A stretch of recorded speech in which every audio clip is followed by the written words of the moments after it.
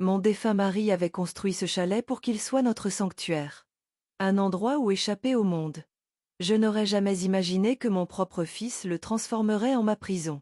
Il a pris toutes mes économies, promettant de sauver la ferme familiale. Puis il m'a laissé ici pour mourir. Mais il a fait une erreur. Une très, très grosse erreur. Cette ferme qu'il aime tant, elle tire chaque goutte d'eau de ma terre. Et je suis sur le point de couper le robinet. Ma vie, après le décès de mon mari David, avait trouvé un rythme tranquille, un courant prévisible de souvenirs et de routine. Je m'appelle Marthe, et pendant 40 ans, j'ai été infirmière. Je passais mes journées à prendre soin des mécanismes fragiles du corps humain, mais mon cœur était toujours à la ferme, cette vaste étendue de terre dans laquelle David avait mis toute son âme. Il n'était pas juste un fermier. C'était un peintre qui utilisait la terre comme toile. Même après son départ, je pouvais encore sentir sa présence dans le bruissement des chênes et le flux constant et patient du ruisseau. La ferme était son héritage, et notre fils, Richard, était censé en être le gardien. Je menais une vie simple dans la petite maison à la lisière du village, contente de savoir que le cœur battant de notre famille, cette terre, était en sécurité entre les mains de notre fils. Du moins, c'est ce que je croyais. La quiétude s'est brisée un mardi après-midi. Richard a apparu à ma porte sans prévenir, un événement rare en soi. Il ressemblait à un homme poursuivant son propre fantôme. Son visage était pâle, ses yeux écarquillés d'une panique que je n'avais pas vue depuis qu'il était un garçon qui avait cassé la fenêtre d'un voisin. Il s'est effondré sur une chaise à ma table de cuisine, la même chaise où son père avait l'habitude de s'asseoir, et les mots sont sortis de lui, une cascade frénétique de désespoir. Il a parlé de la sécheresse, d'un soleil implacable et punisseur qui transformait ses champs en poussière. Il m'a montré des photos sur son téléphone de terre craquelée et de récoltes flétries. Il a parlé de la banque, de lettres à l'encre rouge, de la menace imminente de saisie. La ferme, l'œuvre de la vie de notre David, était sur le point de partir en fumée. J'ai besoin de 50 000 euros, maman, a-t-il fini par murmurer d'une voix étranglée, sa voix se brisant. C'est pour un nouveau système d'irrigation par puits profond. C'est ma seule chance. Sans ça, on perd tout. 50 000 euros. C'était une somme considérable. C'était l'argent que l'assurance vie de David m'avait laissé, le pécule que je gardais précieusement pour une urgence vraiment catastrophique. C'était mon nouveau toit, ma potentielle prothèse de hanche, ma tranquillité d'esprit. C'était la barrière entre moi et le fait d'être un fardeau pour qui que ce soit dans mes dernières années. J'ai regardé le visage désespéré de mon fils, et en lui, j'ai vu le fantôme de mon mari, me suppliant de sauver son héritage. Comment pouvais-je refuser? Une maison peut être réparée. Un corps peut être soigné. Mais un héritage, une fois perdu, est perdu pour toujours. J'ai marché jusqu'à mon bureau, mes mains tremblant légèrement, et je lui ai fait le chèque. Le soulagement qui a inondé son visage a été immédiat et profond. Il m'a serré fort dans ses bras, m'appelant sa sauveuse, son roc. Il a promis de me rembourser dès la première récolte ranimée.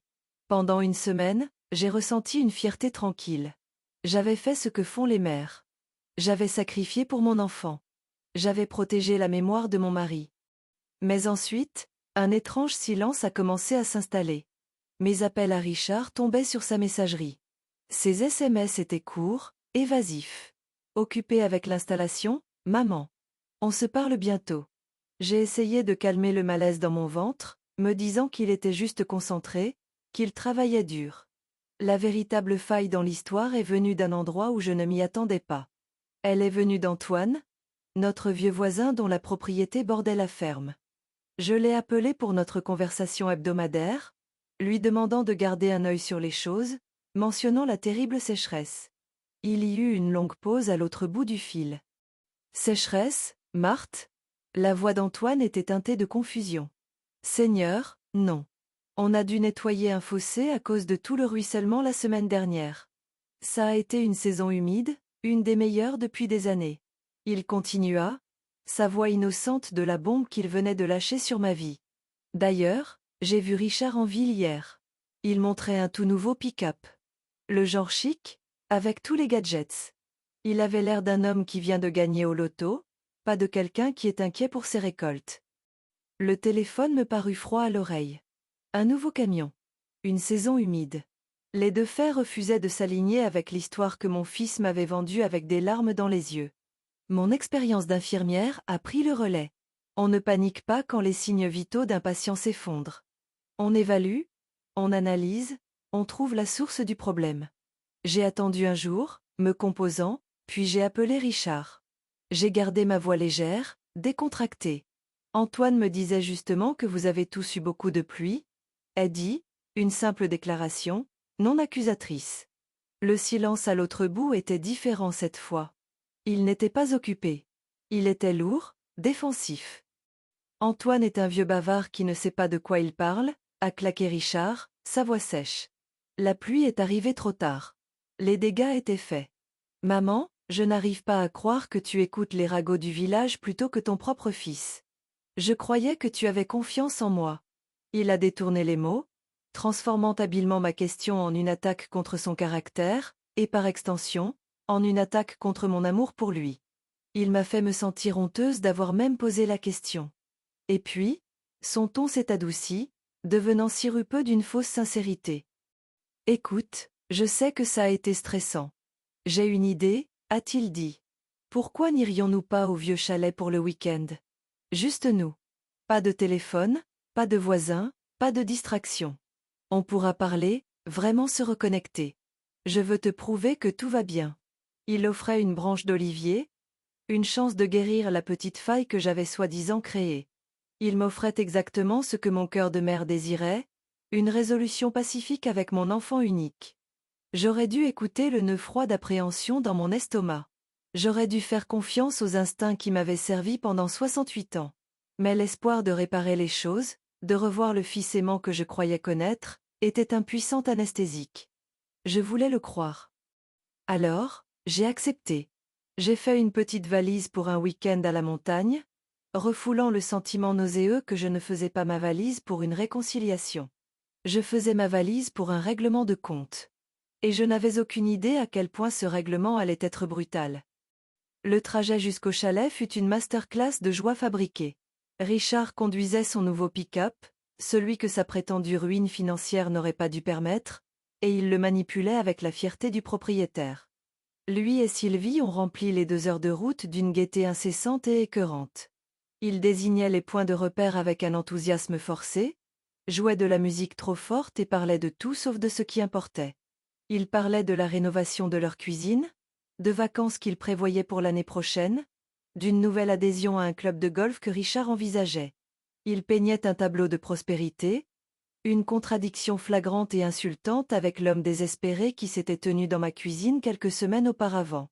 Je suis restée assise sur le siège passager, une observatrice silencieuse dans leur théâtre de mensonges. Chaque rire me semblait un éclat de verre dans le ventre. Nous sommes arrivés au chalet en fin d'après-midi. L'odeur familière de pine et de terre humide remplissait l'air, une odeur que j'avais toujours associée à la paix et à David. Mais alors que Richard déverrouillait la lourde porte en bois, le chalet semblait différent. L'isolement que j'avais autrefois trouvé réconfortant me paraissait maintenant menaçant. Nietzsche au cœur d'une forêt isolée dans les contreforts des Pyrénées, il était à des kilomètres du voisin le plus proche, un endroit où un cri serait avalé par les arbres. Richard a fait semblant de vérifier son téléphone. Exactement comme je m'en souvenais. Pas une seule barre de réseau, a-t-il dit avec un sourire. Parfait. Une vraie détox numérique. Sylvie a renchéri, sa voix dégoulinante de douceur artificielle. Exactement ce dont on avait besoin. Pas de distraction. Juste nous. C'est là que j'ai su, avec une certitude qui m'a glacée jusqu'aux os, que ce n'était pas un accident. Ils avaient choisi cet endroit spécifiquement pour son silence, pour son incapacité à relayer un appel à l'aide. Ce premier soir, Sylvie a insisté pour cuisiner. Elle se déplaçait dans la petite cuisine rustique avec un air de domesticité de façade, fredonnant une mélodie tout en préparant un repas bien trop élaboré pour une simple escapade au chalet. Elle parlait de l'importance de la famille, de la façon dont la vie moderne éloigne tout le monde, et à quel point il était crucial de prendre ce genre de moment pour réaffirmer leur lien. Ces mots étaient un écran de fumée, un brouillard magnifique et parfumé conçu pour masquer la laide vérité de leurs intentions. Elle me regardait occasionnellement et souriait, un sourire parfait et étudié qui n'atteignait jamais ses yeux froids et calculateurs.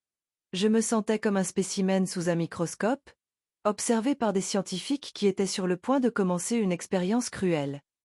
Nous avons mangé à la vieille table en pin que David avait construite de ses propres mains. La nourriture avait un goût de cendre dans ma bouche. J'ai essayé, une dernière fois, de ramener la conversation à la réalité. Richard, ai-je commencé, ma voix stable. À propos de la ferme, je pensais. Il m'a coupé avant que je ne puisse finir, non pas avec colère, mais d'un rejet d'un revers de la main et d'un sourire patient, du genre que l'on adresse à un enfant qui ne comprend pas. Maman, s'il te plaît. Pas ce week-end. On a fait un marché. Pas d'affaires, pas de stress. Profitons juste de ça. Pour moi. Ce n'était pas une demande. C'était un ordre, enveloppé dans la guise d'une supplique affectueuse. Il affirmait son contrôle, rendant clair que mes préoccupations, mon argent et la vérité n'étaient pas à l'ordre du jour. J'étais ici à ces conditions, et ces conditions étaient le silence et la docilité.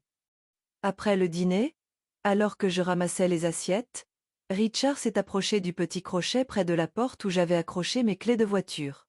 Je vais juste déplacer ta voiture, maman, a-t-il dit, son ton décontracté.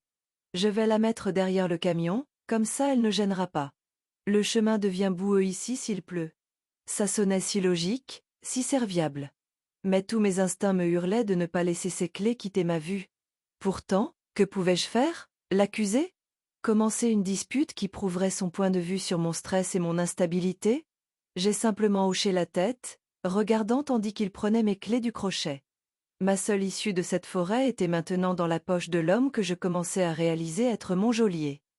Plus tard, je me suis retirée dans la petite chambre d'amis, la même chambre où Richard avait dormi enfant pendant nos séjours d'été. Les murs du chalet étaient fins, un fait que j'avais toujours trouvé charmant, mais maintenant, cela semblait une malédiction. Je pouvais les entendre dans la pièce principale, leur voix basse et conspiratrice. Je ne pouvais pas distinguer chaque mot, mais des fragments de leur conversation flottaient à travers le bois, aiguisés et clairs comme des poignards. Point verrouillé de l'extérieur. J'ai entendu Sylvie murmurer. Point avant le lever du soleil. A répondu Richard. Point elle ne pourra pas marcher aussi loin. Point le temps que quelqu'un la trouve. Les mots ont confirmé mes peurs les plus indicibles. Il ne s'agissait pas de me donner une leçon ou de faire taire mes questions. Il s'agissait d'élimination.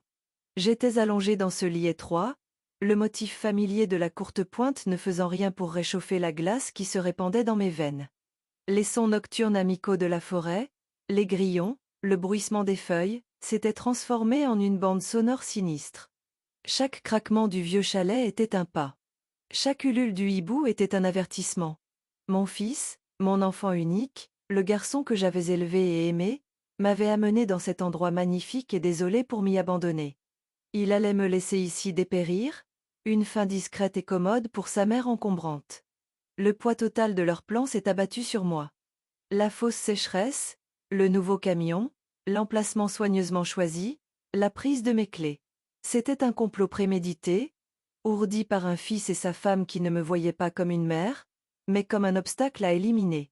Et alors que j'étais allongé là, faisant semblant de dormir, je savais que j'avais un choix. Je pouvais céder à la terreur, devenir la vieille femme impuissante qu'ils croyaient que j'étais.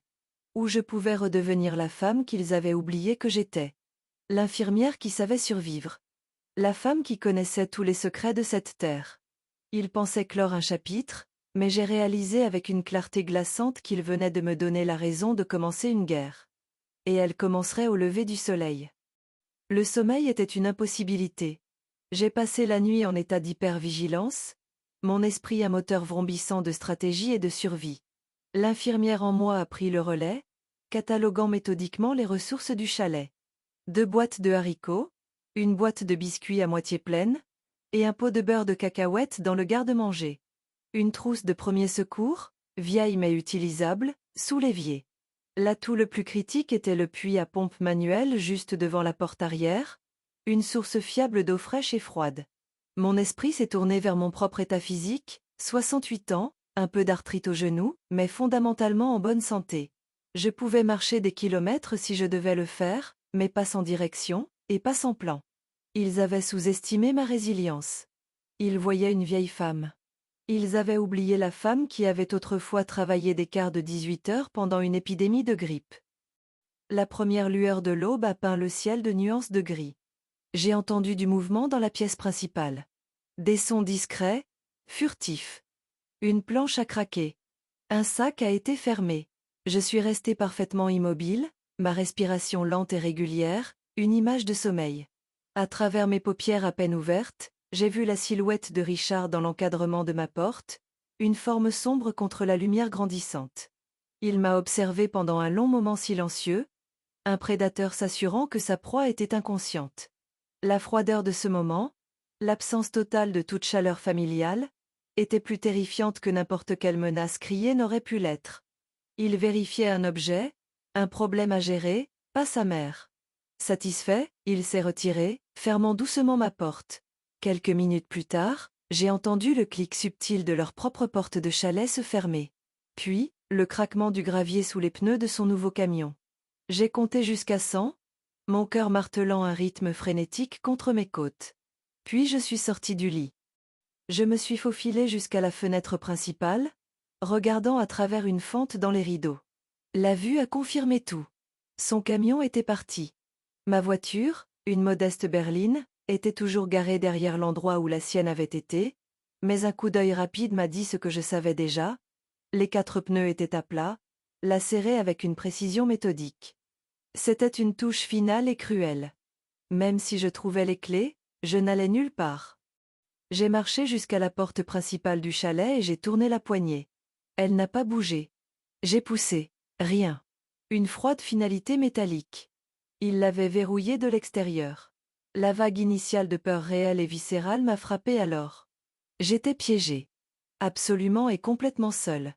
Pendant un instant, j'ai laissé la panique remonter à la surface. Mon souffle s'est arrêté. Mes mains tremblaient. Mais ensuite, l'image de la silhouette froide de Richard dans mon encadrement de porte a jailli dans mon esprit, et la peur fut instantanément cautérisée par une rage blanche et brûlante. Comment osait-il? Comment osait-il utiliser le sanctuaire de son père comme scène d'une trahison aussi monstrueuse? Cette rage était un puissant carburant. Elle a clairé mes idées et aiguisé ma concentration. La panique était un luxe que je ne pouvais pas me permettre. C'était le temps de s'attaquer au problème. J'ai passé l'heure suivante à examiner chaque centimètre du chalet. Les fenêtres étaient vieilles, à simple vitrage, mais elles étaient clouées, une modification que je n'avais jamais remarquée auparavant. Il a dû le faire quand il est arrivé pour la première fois, sous le prétexte de sécuriser les lieux. Ma recherche m'a mené à la cheminée en pierre, le cœur du chalet. David l'avait construite lui-même, pierre après pierre, avec soin. Il en était si fier. Tandis que je passais mes mains sur les pierres fraîches et rugueuses, un souvenir a refait surface, un fantôme d'il y a 20 ans. David s'affairait avec une des pierres à gauche de l'âtre. Un petit secret, Marthe, avait-il dit avec un clin d'œil. Chaque bonne forteresse a besoin d'une trappe d'évasion secrète. J'avais ri, le prenant pour une de ces lubies romantiques. Mais maintenant, mes doigts traçaient les bords de cette pierre spécifique. Elle était légèrement lâche. J'ai appuyé dessus, la faisant bouger d'avant en arrière. Avec un faible gémissement de la pierre contre la pierre, elle se délogeait. Derrière, il n'y avait pas une trappe d'évasion, mais une petite cavité sombre. Et à l'intérieur de cette cavité, il y avait une petite boîte en métal. Mon cœur martelait mes côtes. J'ai sorti la boîte. Elle était rouillée sur les bords, mais solide. À l'intérieur, niché sur un lit de coton jauni, se trouvaient 2 objets. Le premier était un double des clés de la porte arrière du chalet, celle qui menait au puits. Le second était un vieux morceau de papier plié. Je l'ai déplié avec soin. C'était une note manuscrite de David. Ma très chère Marthe, disait-elle. Si tu lis ceci, cela signifie que je suis partie et que tu as trouvé mon dernier petit secret. La clé est pour les urgences. Mais le véritable trésor est autour de quoi cette note est enroulée. J'ai regardé de plus près. La note était enroulée autour d'une petite clé ouvragée, une que je ne reconnaissais pas. La note de David continuait, c'est la clé du coffre 317 à l'ancienne banque du village. Je ne t'en ai jamais parlé, ni à toi ni à Richard. Ce qu'il y a à l'intérieur est ton fonds au cas où. Ça ne fait pas partie de la ferme, pas partie de la succession. C'est juste pour toi. Pour ta protection. Ne fais confiance à personne d'autre qu'à toi-même avec ça, pas même notre garçon. Le caractère d'un homme ne se révèle vraiment que lorsqu'il pense que personne ne le regarde. Des larmes coulaient sur mon visage. Même depuis la tombe, David me protégeait. Il avait vu une faille potentielle dans le caractère de notre fils que mon amour maternel m'avait aveuglé. La double des clés de la porte arrière était ma liberté immédiate. La clé du coffre était mon avenir, mon indépendance, mon arsenal. Richard m'avait laissée pour morte, mais mon mari m'avait laissé une bouée de sauvetage. Je me suis levée, essuyant mes larmes avec le revers de ma main. Le chagrin et la peur avaient disparu, remplacés par une froide et dure résolution. J'ai marché jusqu'à la porte arrière, glissa la vieille clé dans la serrure et tournai. Avec un clic satisfaisant, le verrou glissa librement. J'ai poussé la porte et suis sortie dans l'air vif et pur de la forêt, une femme libre. La partie avait changé. Richard pensait m'avoir mis échec et mat. Il n'avait aucune idée que j'étais sur le point de renverser l'échiquier. La liberté avait un goût d'aiguille de pine et d'air froid et pur. Je suis restée sur le porche arrière du chalet pendant un long moment, me contentant de respirer. Le monde me semblait vaste et silencieux autour de moi. Mon premier instinct fut de courir, de mettre autant de distance que possible entre moi et cette prison. Mais l'infirmière en moi, celle qui planifie, a repris le dessus. Courir sans destination n'était qu'une façon plus lente de se perdre. J'avais besoin d'une stratégie. Ma voiture était inutile, et la route goudronnée la plus proche était à une bonne dizaine de kilomètres à travers des bois denses. J'avais 68 ans, pas 28. Je ne pouvais pas risquer de me perdre ou de me blesser. Ma meilleure et seule option réelle était Antoine. Sa propriété était le signe de civilisation le plus proche, à environ 8 kilomètres à l'est à travers la forêt. 8 kilomètres était un défi, mais un défi gérable. Je suis retournée à l'intérieur du chalet, ma prison maintenant transformée en ma base d'opération. J'ai rempli une vieille gourde d'eau fraîche du puits. J'ai emballé les biscuits et le pot de beurre de cacahuète dans un sac en toile. Nourriture énergétique, facile à transporter. J'ai glissé la boîte en métal de David, avec ses précieuses clés et sa note, profondément dans ma poche, un talisman secret contre le monde. Avant de partir, j'ai fait une dernière chose. J'ai pris le chéquier de mon sac à main, trouvé le double du chèque de 50 000 € que j'avais fait à Richard, et je l'ai déchiré avec soin. C'était une preuve. La preuve du mensonge. Je l'ai placé dans la boîte en métal à côté de la lettre de David. Puis, avec un dernier regard sur l'endroit qui contenait tant de souvenirs, aussi beaux que monstrueux, je suis sortie par la porte arrière et entrée dans les bois, direction l'est. La forêt n'était pas accueillante. Le sous-bois était épais, et le sol était irrégulier, un tapis traître de racines et de roches. J'avançais lentement et délibérément, utilisant une branche tombée solide comme bâton de marche. Je me concentrais sur le soleil, le gardant sur ma droite, une boussole naturelle me guidant. À chaque pas, je pouvais sentir la colère se solidifiant en moi, se durcissant d'une rage chaude et chaotique en un noyau froid et dense de détermination. Je pensais à la cruauté désinvolte de Richard, à la façon dont lui et Sylvie m'avaient souri en planifiant ma fin. Ils ne m'avaient pas seulement trahi. Ils m'avaient profondément mal jugé. Ils voyaient une vieille femme fragile et sentimentale qu'ils pouvaient facilement manipuler et jeter. Ils n'avaient aucune idée de l'acier qu'une vie entière passée à prendre soin des malades et des mourants a forgé dans l'âme d'une personne. Il m'a fallu près de 4 heures, mais finalement, je l'ai vu à travers les arbres, le bois patiné familier de la clôture d'Antoine. La vue était si belle qu'elle faillit me mettre à genoux.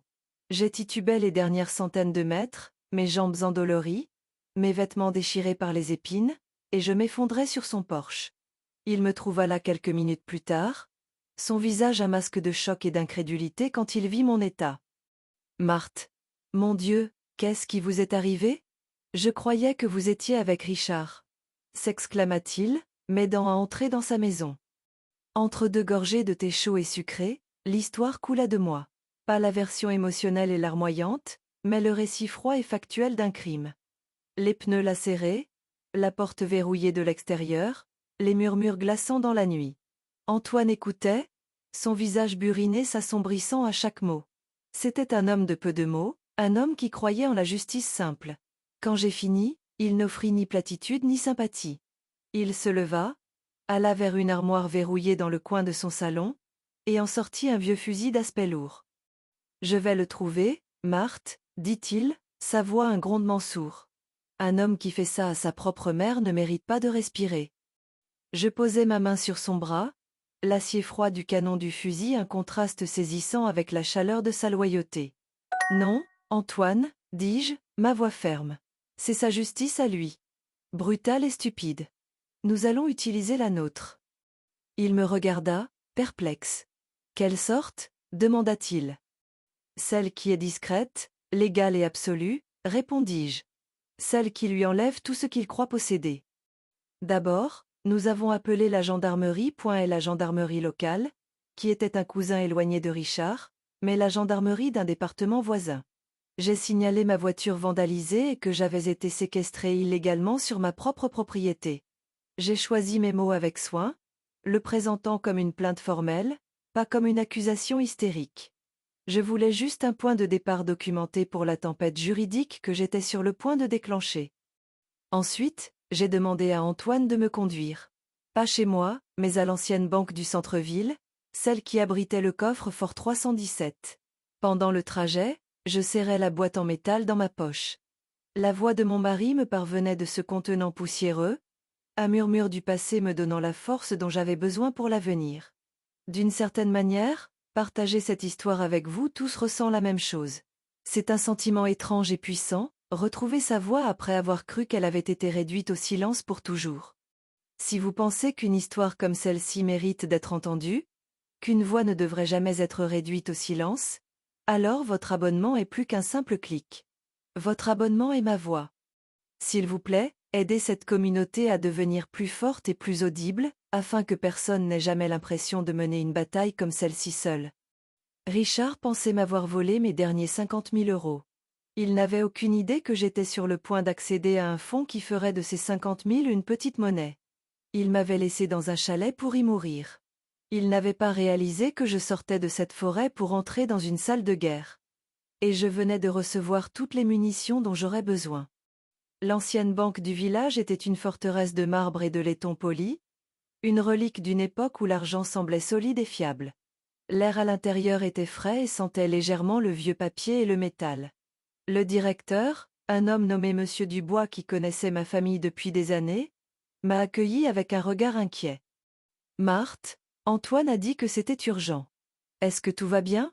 A-t-il demandé, les sourcils froncés par une véritable inquiétude. Tout est sur le point d'aller bien, Bill, ai-je dit, ma voix stable. J'ai besoin d'accéder à un coffre-fort. Numéro 317.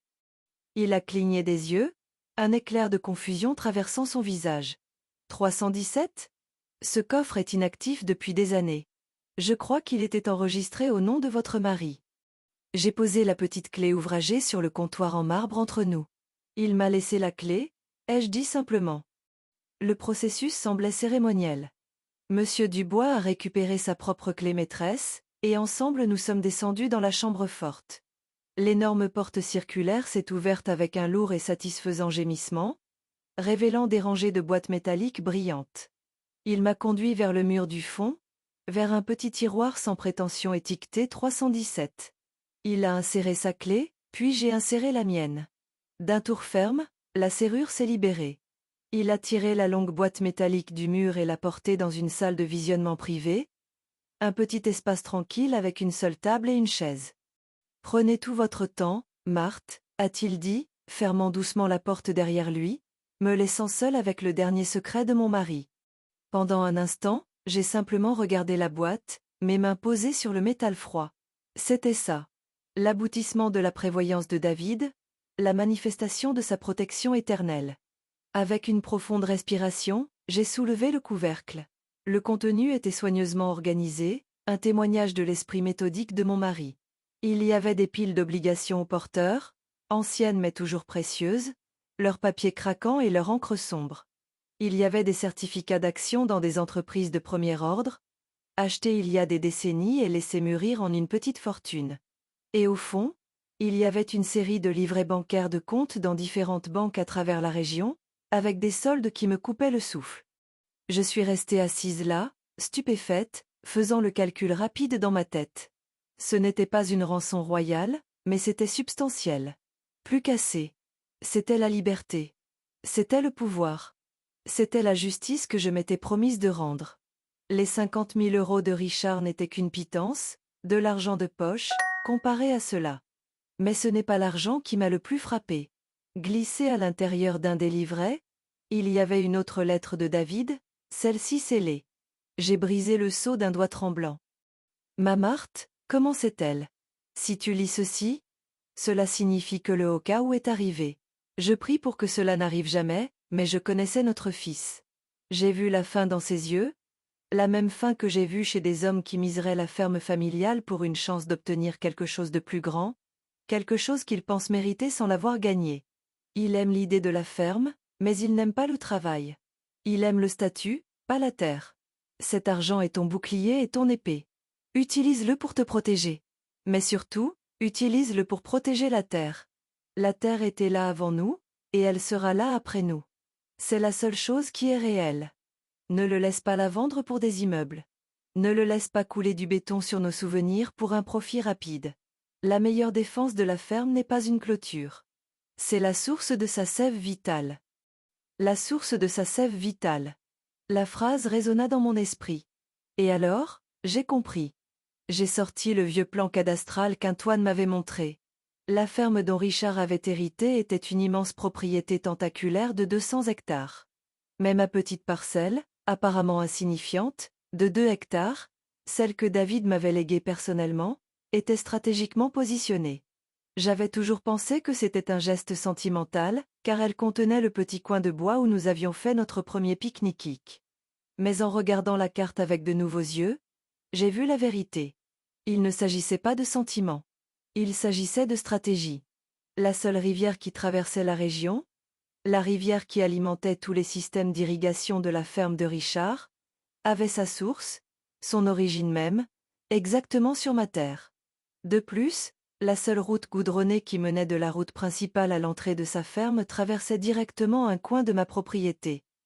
La prise de conscience m'a frappé avec la force d'un coup physique. David ne m'avait pas juste laissé de l'argent. Il m'avait laissé le contrôle. Un contrôle absolu et incontestable. Richard pouvait posséder 200 hectares de terre de premier choix, mais sans mon eau et mon chemin d'accès, ce n'était rien de plus qu'un terrain enclavé et sans valeur. Il pouvait avoir tous les projets d'immeubles de luxe qu'il voulait, mais aucun camion, aucune bétonnière, aucune machine lourde ne pouvait atteindre sa propriété sans traverser la mienne. Aucun puits qu'il pourrait creuser ne serait aussi puissant que la source de la rivière que je contrôlais maintenant. Mon mari ne m'avait pas seulement donné un bouclier. Il m'avait donné une emprise. Je me suis assise sur la chaise, un sourire lent et froid se répandant sur mon visage pour la première fois depuis des jours. Toutes les pièces étaient en place. Le rapport de gendarmerie, la transaction financière documentée, le témoignage oculaire d'Antoine. Et maintenant, le levier ultime. Je n'allais pas seulement récupérer mon argent. Je n'allais pas seulement le faire payer pour ce qu'il avait fait.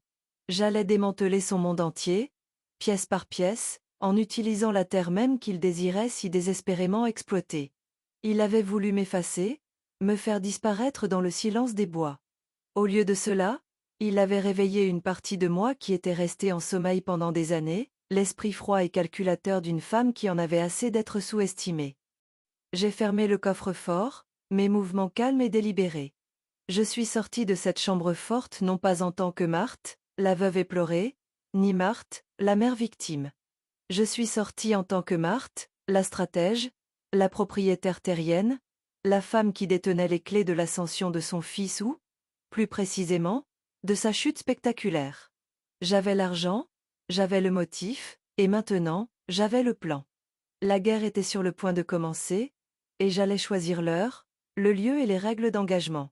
Richard pensait jouer aux dames. Il allait découvrir que je jouais à un jeu très différent, et que je connaissais déjà le score final. La première étape fut d'établir un nouveau centre de commandement. Rentrer chez moi semblait dangereux, trop prévisible. Antoine insista pour que je reste chez lui, et j'acceptais. Sa petite ferme robuste devint mon sanctuaire et ma salle de guerre. Depuis sa table de cuisine, avec sa vue sur les collines ondulantes et la lisière lointaine de la propriété de Richard, j'ai commencé à déplacer les pièces sur l'échiquier. Mon premier appel ne fut pas à un avocat, mais à un géomètre expert. J'utilisais une partie de l'argent du fonds au cas où de David pour embaucher le meilleur de la région. Je ne voulais aucune ambiguïté. Je voulais que les limites de ma propriété soient marquées avec une précision irréfutable et juridiquement contraignante. J'avais besoin que tout le monde, surtout Richard, sache exactement où finissait son monde et où commençait le mien. Pendant que les géomètres faisaient leur travail, j'ai passé un autre appel, cette fois à un avocat spécialisé en droit de l'eau, dont j'ai trouvé le nom après des heures de recherche à la bibliothèque municipale. J'ai expliqué la situation calmement et factuellement. Je possédais la terre contenant la source de la rivière. Mon fils possédait la terre en aval. Il n'avait aucune servitude formelle et écrite pour l'accès à l'eau. Pendant des années, cela avait fonctionné sur une poignée de main, sur l'hypothèse de la bonne volonté familiale. Mais la bonne volonté, ai-je expliqué à l'avocat, avait cessé d'exister. Il écouta attentivement, et j'entendais presque les rouages de la stratégie juridique tourner au téléphone. Madame Marthe, dit-il, sa voix résonnant d'une confiance professionnelle, d'après ce que vous m'avez dit, la loi est sans équivoque de votre côté. Vous n'avez aucune obligation de lui fournir de l'eau. Vous contrôlez la source. Les géomètres terminèrent leur travail en 2 jours. Des drapeaux orange vif flottaient maintenant au vent, créant une frontière nette et indéniable. Ils confirmèrent ce que le plan avait montré, le chemin d'accès et la source de la rivière étaient entièrement dans mon domaine. Dès le lendemain matin, j'ai mis en œuvre la première phase de mon plan. J'ai engagé une entreprise de clôture locale. Leurs instructions étaient simples et directes. Je voulais une clôture en grillage de 2 mètres de haut érigée le long de toute la frontière et de ma propriété, le côté qui jouxtait le chemin d'accès. Et juste là où le chemin rencontrait la route principale, je voulais installer un portail en acier robuste. Un portail dont seul moi aurais la clé. La vue des poteaux de clôture enfoncés dans le sol était profondément satisfaisante. C'était une manifestation physique de la frontière que je traçais dans ma vie. Chaque poteau était une déclaration, tu ne franchiras plus cette ligne. Chaque torsion de fil était une couture, réparant la partie de moi qui avait été déchirée par sa trahison. Antoine regardait le travail avec un sourire sombre, offrant occasionnellement une boisson fraîche aux ouvriers. Il comprenait.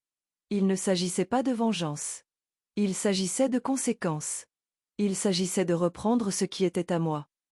L'appel téléphonique de Richard arriva le 2e jour de la construction de la clôture, juste au moment où le portail était installé.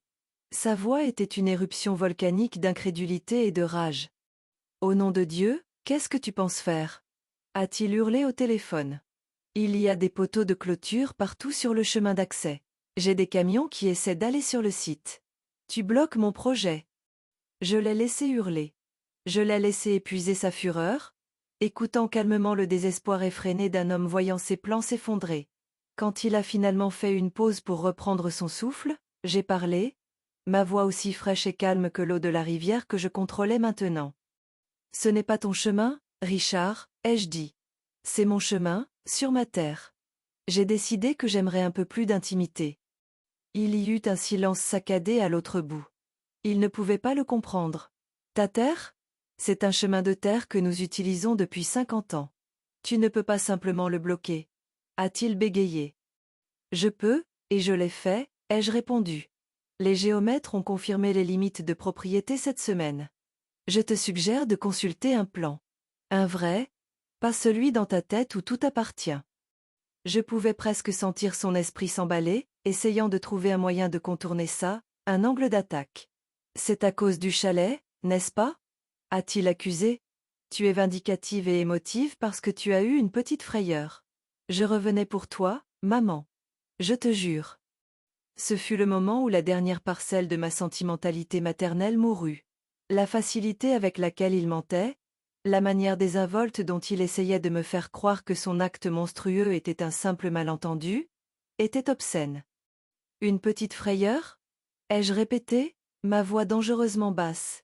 Tu m'as laissé enfermer dans un chalet avec les pneus crevés, à des kilomètres de tout, Richard. Ce n'est pas une frayeur. C'est un crime. Et ce n'est pas de la vengeance. C'est une transaction commerciale. Tu sembles être un grand homme d'affaires maintenant, alors tu devrais comprendre. Tu as besoin d'accès. Je possède l'accès. Nous avons une situation qui nécessite une négociation. Il a ricané, un son de pure arrogance. Négocier ? Je suis ton fils. Tu vas enlever cette clôture, ou je la démolirai moi-même. A-t-il menacé. Je ne te le recommanderai pas, ai-je dit, mon ton se durcissant. La gendarmerie a déjà été informée de la nouvelle clôture et de la démarcation formelle de ma propriété. L'officier qui a pris ma plainte pour vandalisme a été très intéressé d'en entendre parler. La démolir serait une dégradation matérielle et une violation de propriété. Je crois que cela constituerait une violation de ta liberté conditionnelle, si jamais elle t'était accordée. La mention de la gendarmerie, d'un rapport formel, changea tout. La rage tonitruante dans sa voix fut remplacée par une inspiration soudaine et aiguë. C'était un tyran, et comme tous les tyrans, il ne comprenait que le langage de la force supérieure.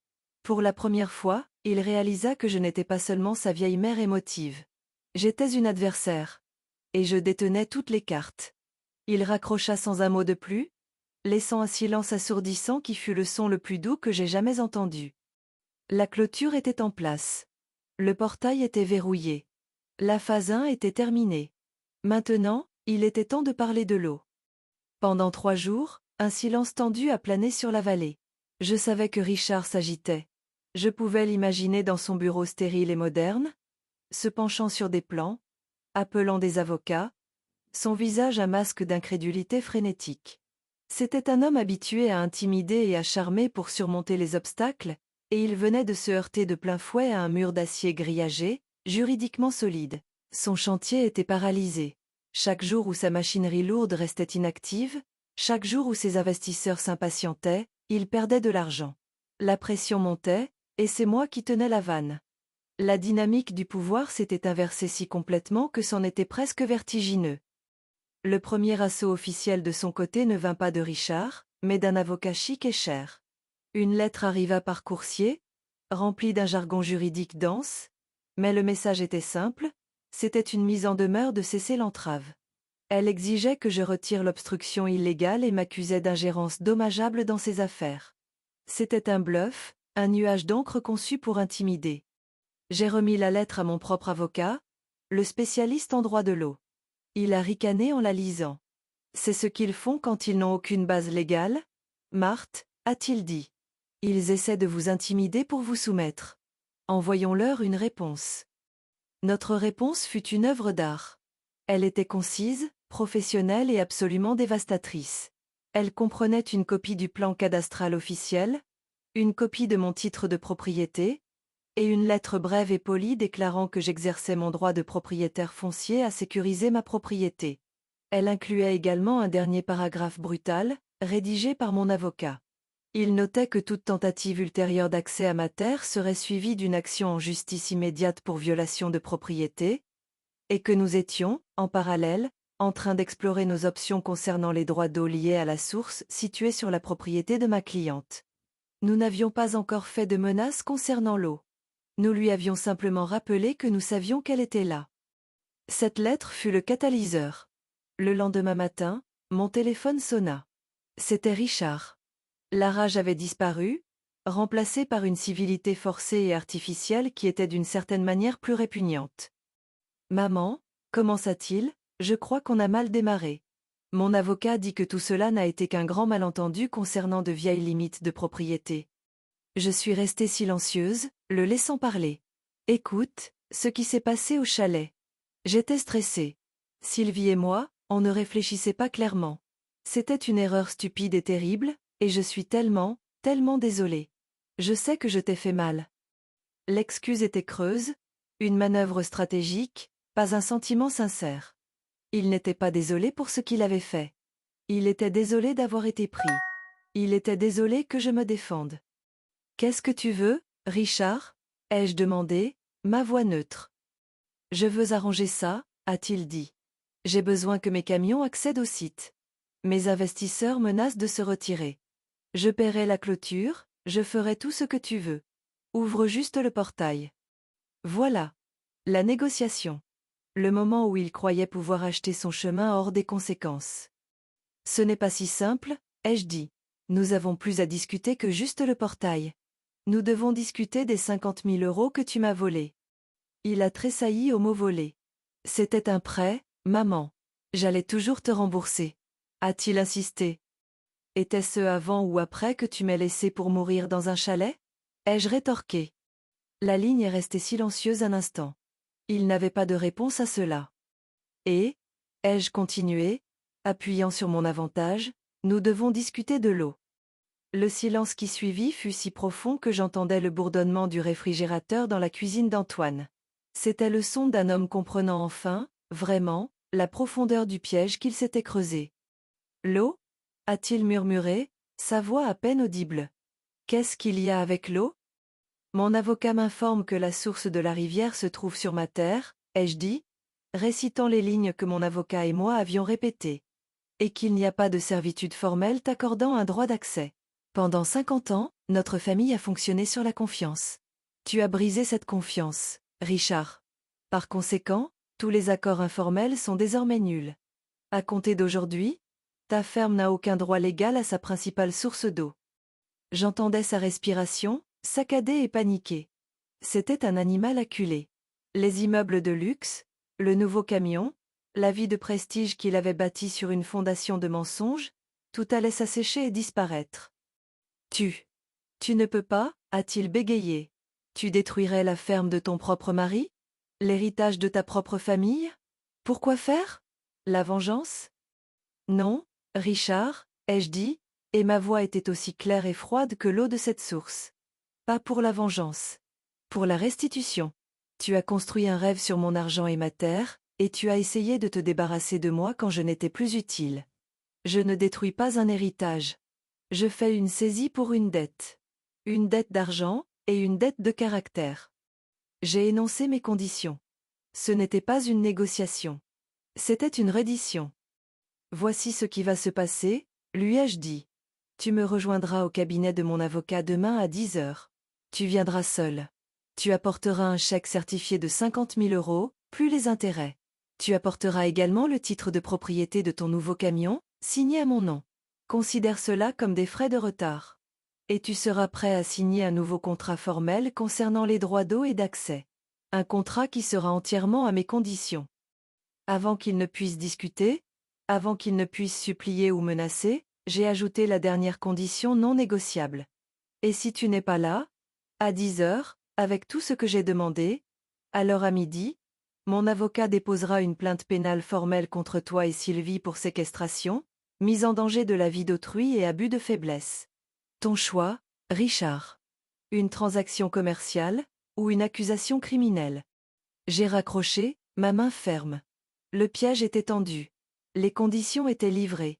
Maintenant, tout ce que j'avais à faire était d'attendre et de voir si l'animal acculé se battrait, ou s'il comprendrait enfin que le chasseur était maintenant celui qui était chassé. Le matin du rendez-vous était lumineux et clair. J'ai choisi ma tenue avec le soin d'un général se préparant à la signature d'un traité.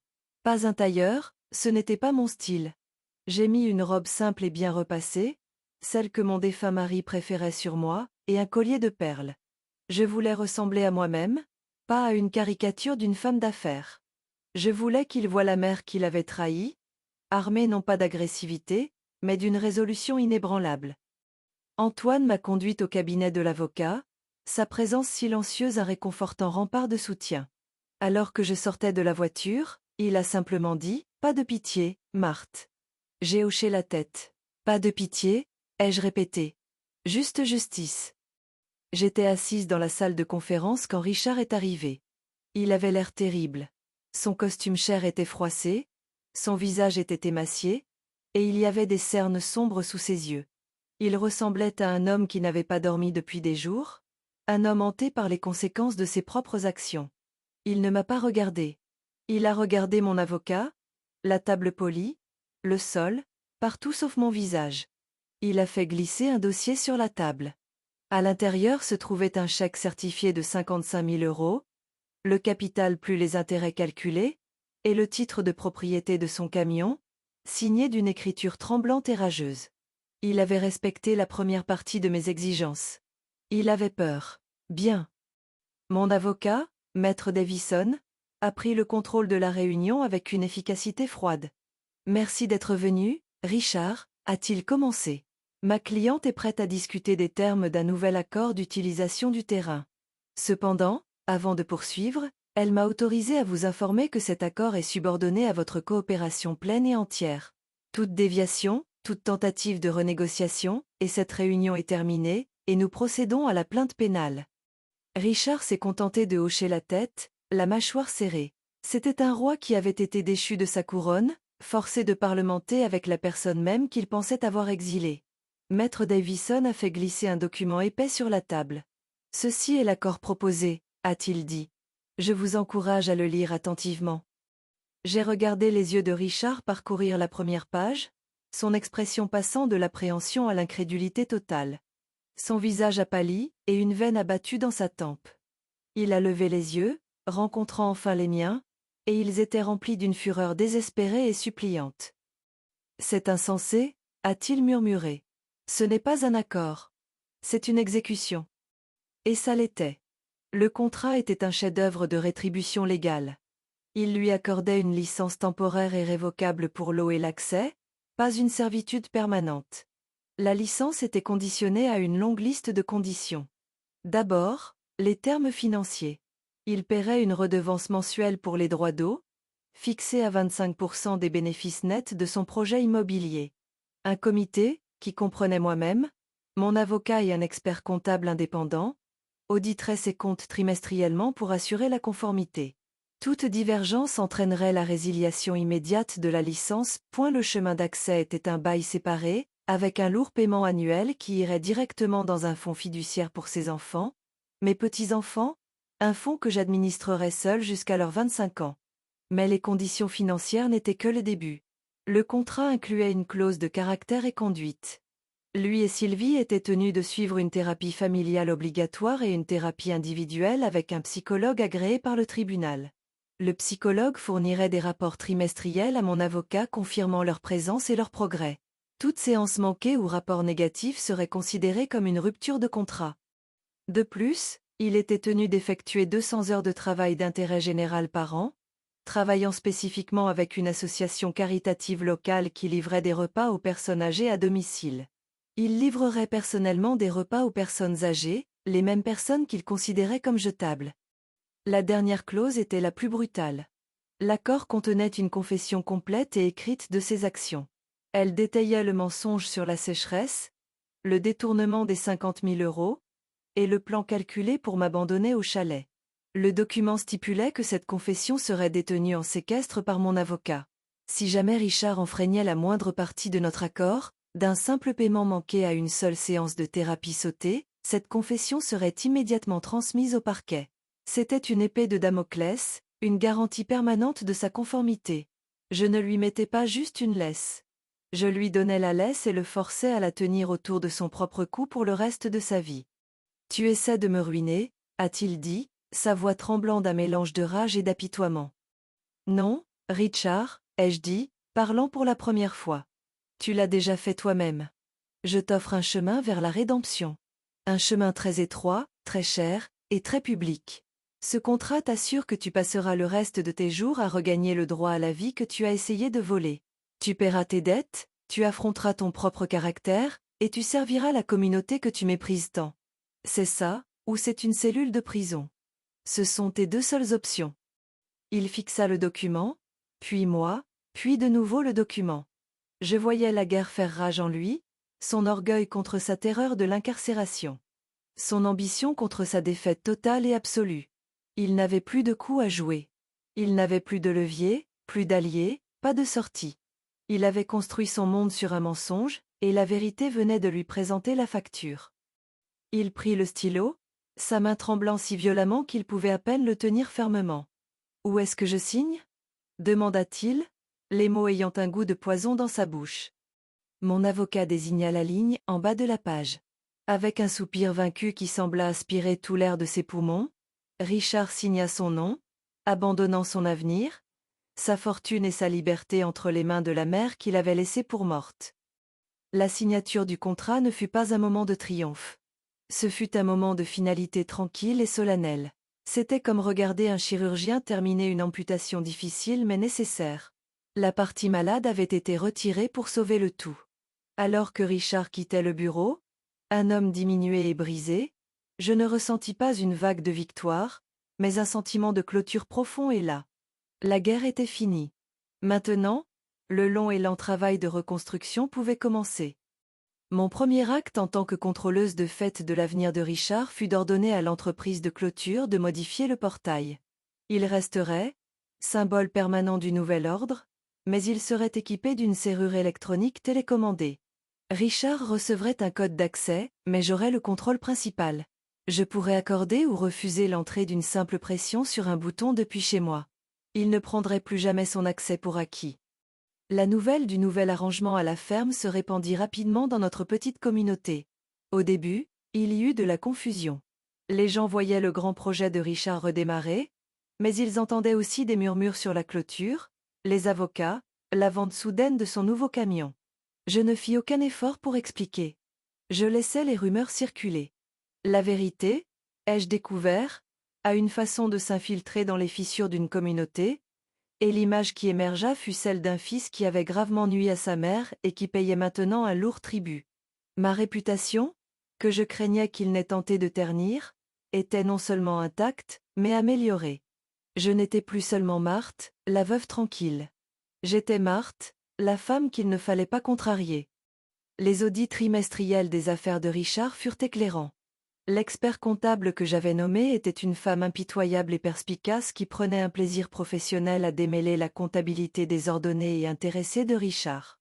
Nous découvrîmes qu'il avait écrémé le projet pendant des mois, gonflant les factures et cachant des dépenses personnelles en tant que coût professionnel. Chaque découverte était une rupture de contrat, un clou de plus dans son cercueil. À chaque rapport trimestriel, un chèque important était établi au fonds fiduciaire pour mes petits-enfants et un autre à mon compte personnel, un rappel silencieux et régulier de qui était réellement aux commandes. L'argent lui-même signifiait peu pour moi, mais ce qu'il représentait, la responsabilité, signifiait tout. Puis vinrent les rapports du thérapeute. Les premiers étaient cliniques et détachés, notant la résistance et la posture défensive de Richard.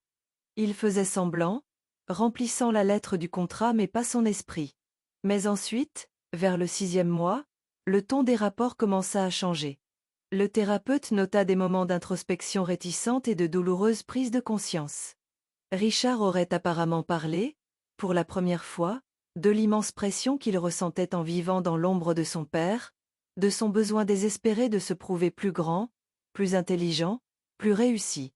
Il parla de son ressentiment, de sa jalousie, et de l'insécurité rongeante qui l'avait conduit à faire des choix aussi catastrophiques. Ce n'était pas une excuse, mais c'était, pour la première fois, une explication humaine. La partie la plus surréaliste de cette nouvelle réalité fut le travail d'intérêt général. Le 3e samedi de chaque mois, je le voyais.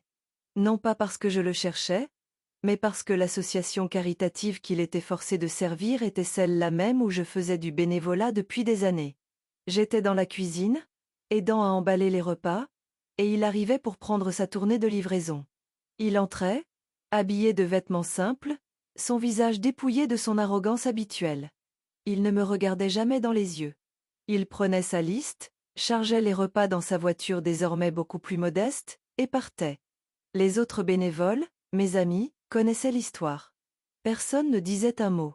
Le jugement silencieux dans la pièce était une punition bien plus puissante que n'importe quelle leçon n'aurait pu l'être. Il était forcé de confronter, mois après mois, les visages des personnes mêmes qu'il avait jugées sans valeur. Un après-midi, je rendais visite à mon amie Claire, l'une des personnes âgées sur la tournée de livraison de Richard. Alors que nous bavardions, il arriva avec son repas. Il frappa à la porte, et quand elle ouvrit, il lui tendit simplement le contenant. « Voici votre déjeuner, Madame Martin, dit-il, sa voix basse et mécanique. Mais alors, Claire fit quelque chose d'inattendu. Richard, dit-elle, sa voix gentille. Votre mère me dit que vous travaillez dur. Merci d'avoir apporté ceci. Il leva les yeux, surpris, comme s'il s'attendait à un reproche. Il la fixa un instant, et pour la première fois, je vis quelque chose d'autre que la colère ou l'apitoiement dans ses yeux. C'était un éclair de honte. Une honte authentique, profonde. Il marmonna un de rien et s'enfuit pratiquement de son perron. Il apprenait, de la manière la plus publique et humiliante possible, ce que signifiait servir plutôt que prendre. Cette nouvelle vie, cette étrange relation contractuelle avec mon fils, devint une routine. L'argent affluait, les rapports de thérapie arrivaient, les heures de travail d'intérêt général étaient enregistrées. Mais il y avait toujours une personne dont la voix manquait à cette équation, Sylvie. Elle avait été la co-conspiratrice de Richard, le murmure à son oreille, le visage souriant de leur trahison partagée. Elle avait assisté aux séances de thérapie, comme requis, mais ses rapports étaient un mur de conformité silencieuse et pleine de ressentiment. Je savais qu'elle était un serpent dans l'herbe, attendant son heure. Je me demandais quand, et comment, elle frapperait. Je n'ai pas eu à attendre longtemps. Son attaque ne vint pas avec un avocat ou une menace, mais avec une arme bien plus insidieuse, visant directement mon cœur, mes petits-enfants.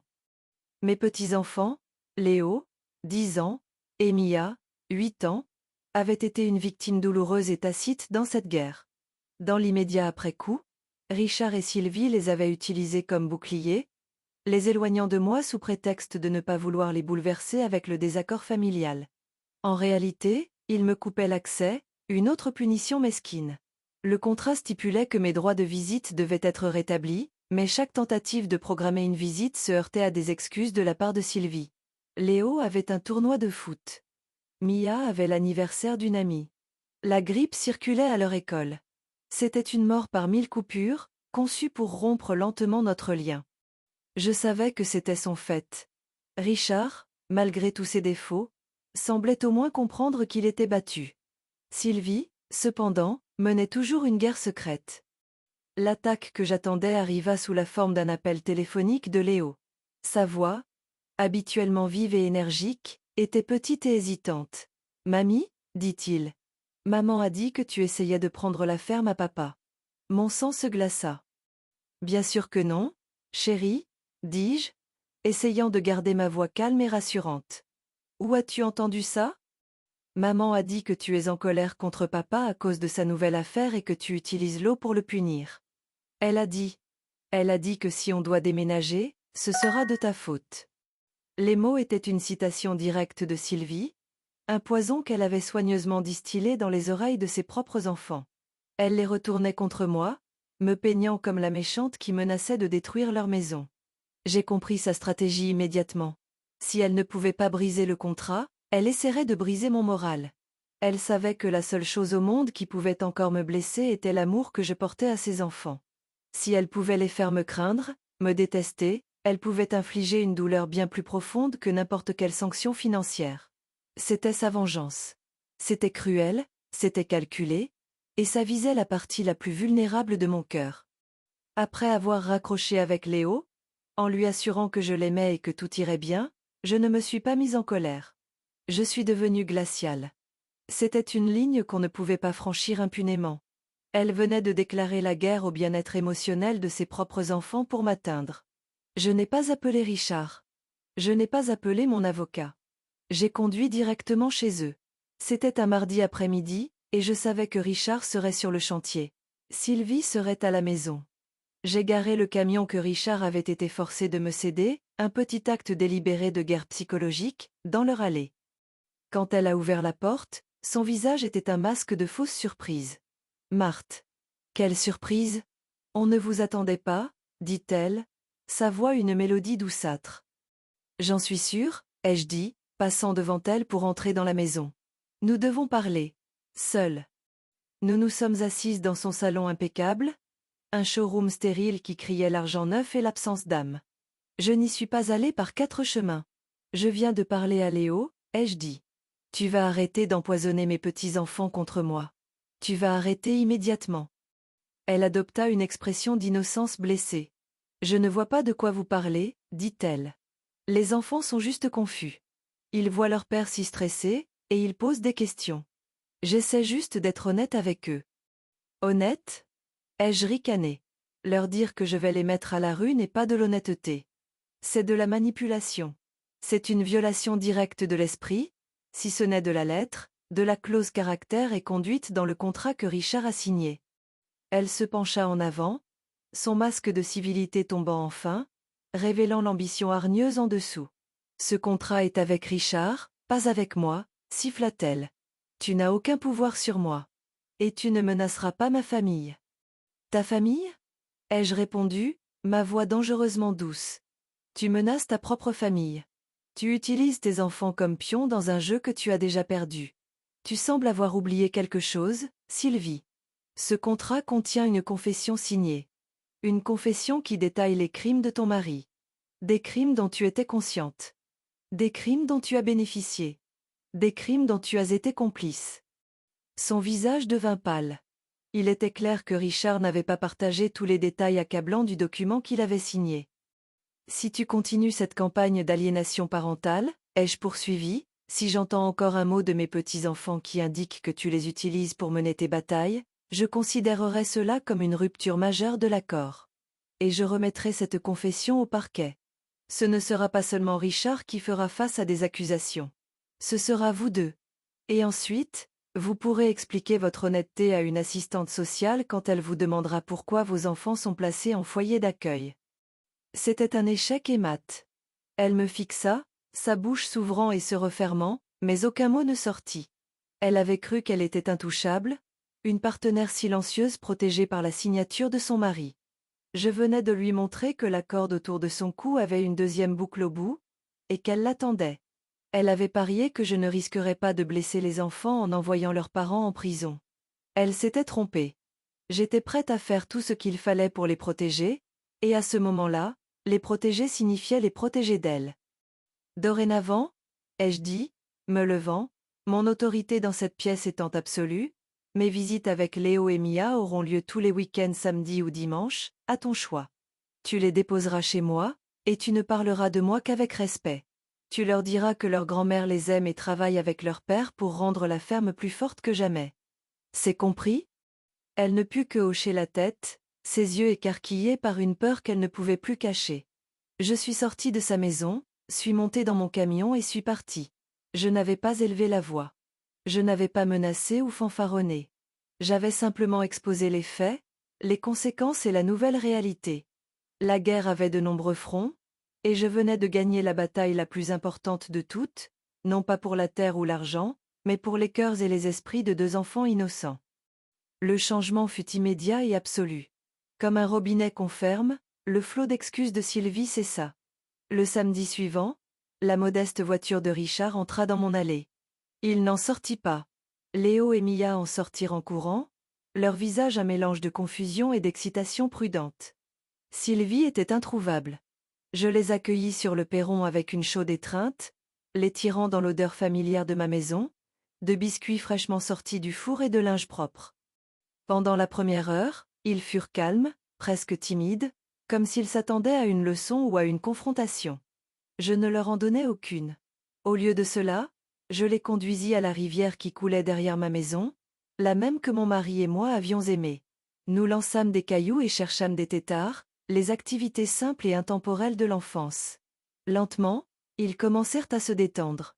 Mia, ma fille intelligente et observatrice, fut la première à briser la glace. « Mamie » dit-elle, me regardant alors que nous étions assises sur la berge.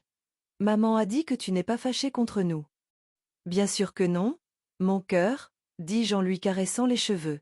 « Je ne pourrais jamais, jamais être fâchée contre vous ou Léo. » Elle a dit que tu faisais juste attention à ce que papa travaille dur, comme papy David le faisait, ajouta Léo, son regard fixé sur un insecte d'eau filant à la surface. C'est exactement ça, dis-je, le cœur serré d'un mélange de colère face aux mensonges qu'on leur avait racontés et de soulagement que l'antidote fonctionnait. Parfois, les adultes ont des désaccords compliqués, mais cela ne change jamais, jamais à quel point une grand-mère aime ses petits-enfants. Ce jour-là établit la routine pour les mois qui suivirent. Chaque week-end, ils étaient à moi.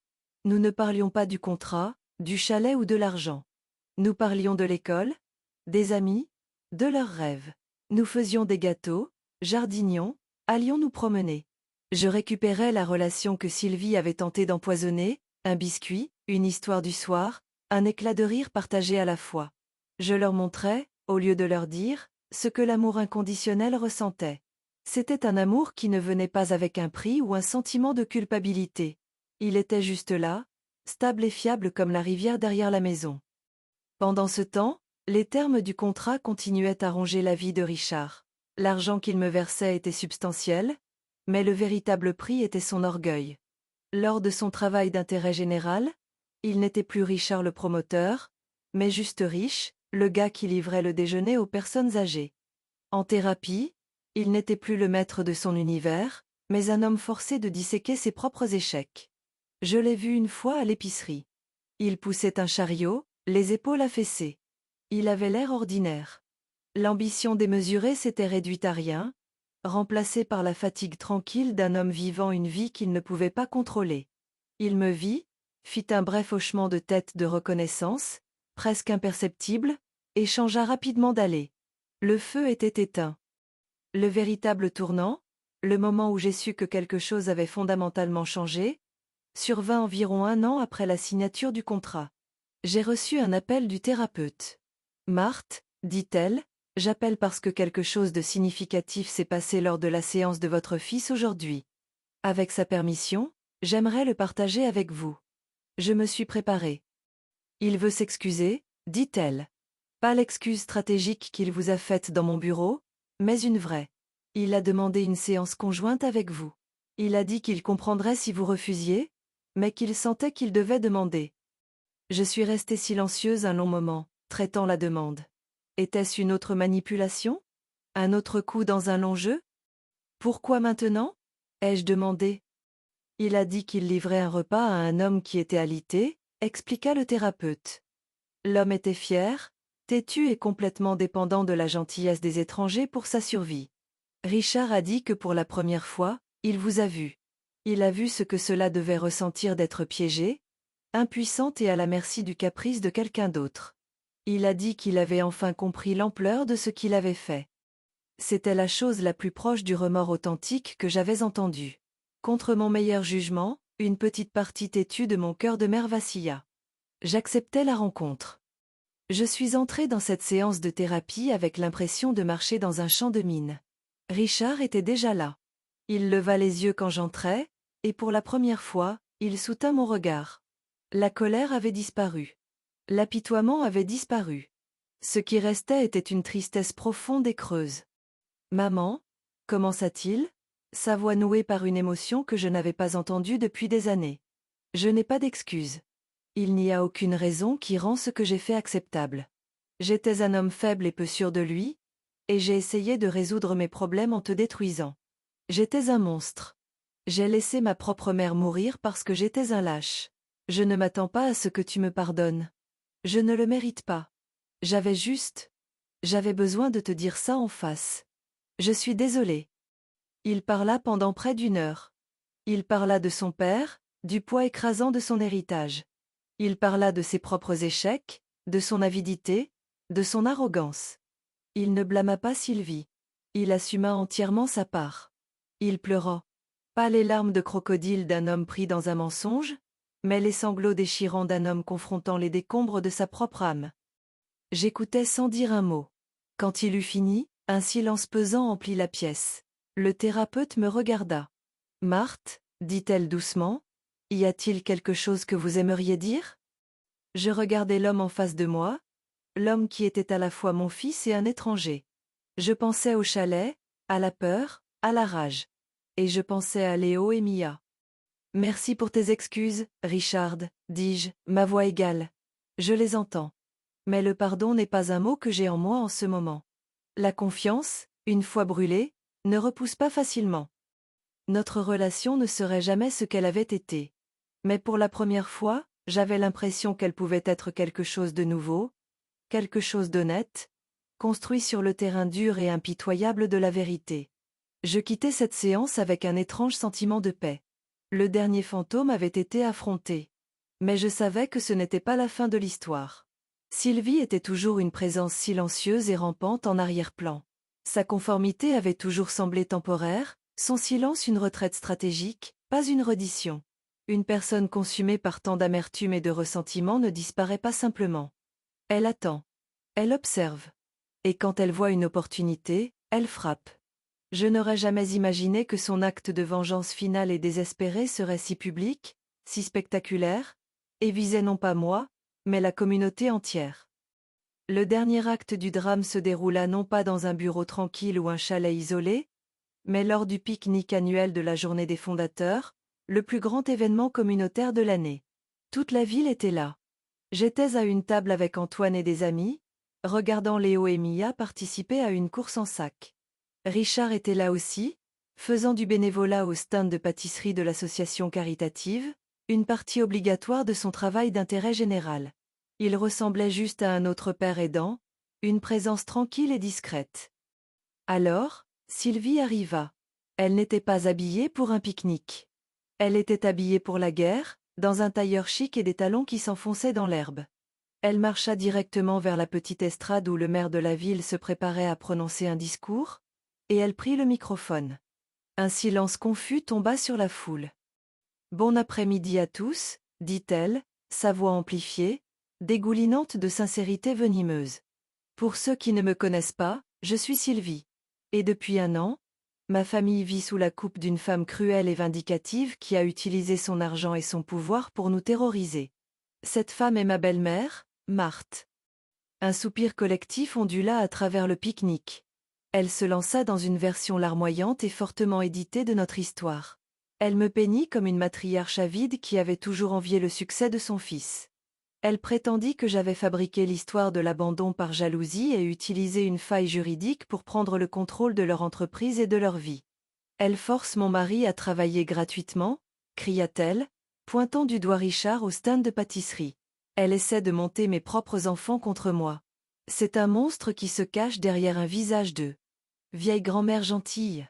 C'était une immolation publique spectaculaire. Elle tentait de détruire ma réputation là où elle importait le plus, ma propre communauté.